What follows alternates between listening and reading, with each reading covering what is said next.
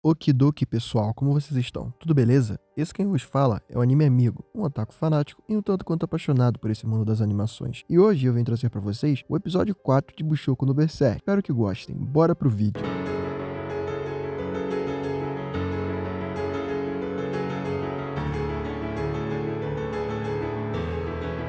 Trampando, e a Rox chega e diz que tem uma missão secreta para ele. Na cena seguinte, vemos os dois indo em direção a algumas das terras da família da Rox, onde são plantadas uvas e outras coisas. Chegando lá, a mãe da Rox os recebe e vemos que ela aparentemente está bem debilitada da saúde. A mãe da Rox pergunta quem seria o garoto que a Rox trouxe com ela, e o Fate se apresenta. Quando do nada, a mãe da Rox pergunta pro Fate se ele gosta da Rox. E bom, após os dois ficarem bem sem jeito, ela diz que está perguntando como empregadora. O Fate diz que gosta muito da Rox e que gostaria de servi-la a vida toda, se fosse possível. A Rox, ao escutar isso, fica cheia de vergonha e sai correndo pro quarto dela. O Fate fica olhando ela correr, e a mãe dela comenta que toda vez que a Rox fica envergonhada ou aborrecida, ela faz coisas do tipo. E após mais uma conversinha deles dois, vemos a Rox chegando no quarto dela, onde tem alguns pertences e uma foto de uma cavalheira de cabelo loiro e curto, que aparentemente era ela, mas parece muito com aquela cavalheira que o Fate mencionou no episódio passado, que acabou o salvando quando ele chegou na capital e ficou perdido. Após ela lembrar um pouco do pai dela, ela se anima e sai do quarto,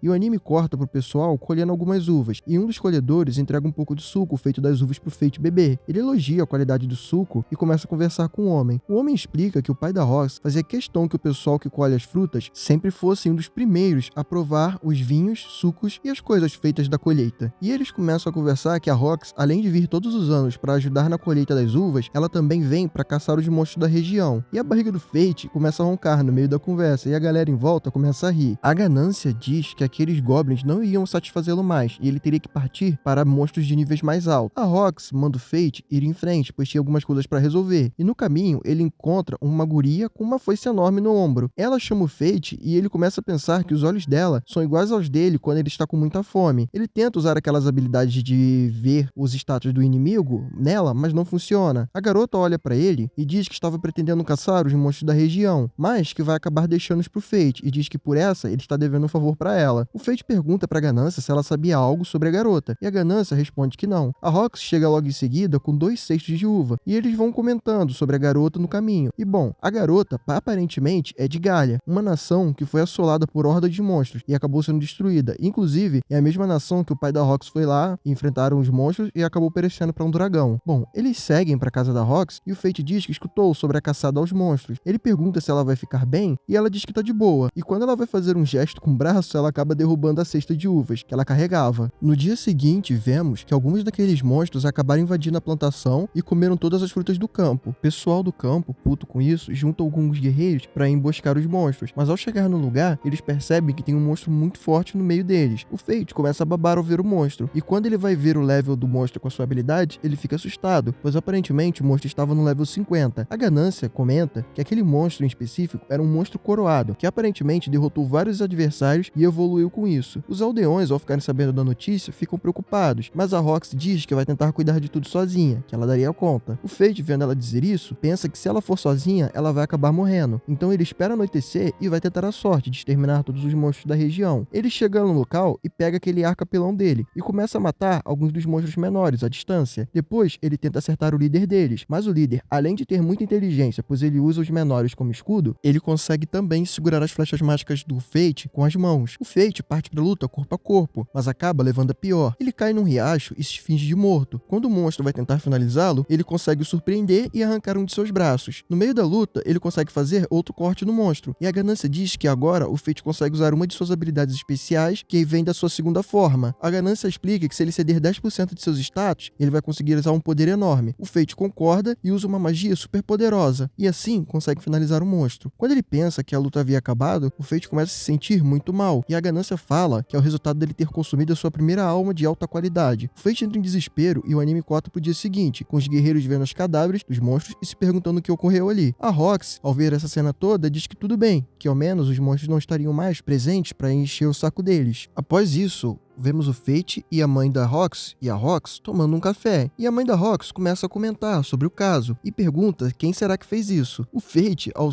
ouvir a pergunta, fica meio assustado. E a Rox responde que talvez seja aquela garota de Galha que cruzou com eles no caminho. A mãe dela observa que enquanto a Rox fala isso, ela fica com uma expressão mais leve e pensa que isso é devido a estar na presença do Fate. Na cena seguinte, vemos o Fate no quarto da mãe da Rox e ela pede pro Fate dar um suporte pra Rox daqui pra frente. Quando no meio da frase, ela começa a tossir e diz que não tem mais muito tempo de vida e por isso está fazendo tal pedido ao Fate. O Fate fica meio relutante, mas concorda no final e vai embora com a Rox.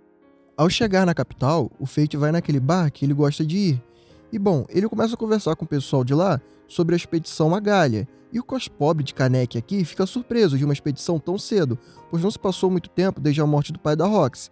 Enquanto isso, vemos essa ceninha dos bostaleiros sagrados fazendo essa carinha de mal e rindo de alguma coisa. E na cena seguinte, vemos a Rox indo se despedir do pai dela no túmulo dele, quando o Fate chega e pede pra ela não ir nessa expedição. Ela olha pra ele e diz que tá decidida aí, que nada que ele fale vai mudar a opinião dela. E o Fate fica com essa cara de tacho. Ele lembra que no bar tinha alguns boatos sobre essa expedição ser apenas pra se livrarem da Rox, pois ela era uma pedra no caminho dos cavaleiros. E isso meio que é confirmado com a conversinha daquele trio de bostinhas sagrados. Vemos que a eliminação do Lich ficou a par do Rado, enquanto a outra parte do grupo vai na missão à Galha. O Fate, depois de pensar um pouco nisso, vai caçar pra se fortalecer mais ainda, por conta dos cavaleiros, e acaba topando com o Rado e a trupe dele. E aí, o episódio se encerra com eles cara a cara se preparando para o embate. E bom, rapaziada, eu acho que teremos fortes emoções no próximo episódio. Eu só espero que eles deem uma caprichada nessa batalha, né? Porque é uma luta grande. Não é mais uma luta do Fate versus alguns NPCs. Mas enfim, esse episódio ficou o tempo inteiro dando sinais que o Fate e a Rox vão acabar se separando. E bom, quero ver como é que o autor vai lidar com isso. E é isso, pessoal. Eu espero que vocês tenham gostado do vídeo e se puderem se inscrever no canal e dar um like, eu ficaria agradecido, pois vocês vão estar ajudando esse otaku a tentar viver do seu hobby favorito. E é isso, pessoal. Obrigado por tudo e até a próxima. El Psy Congru.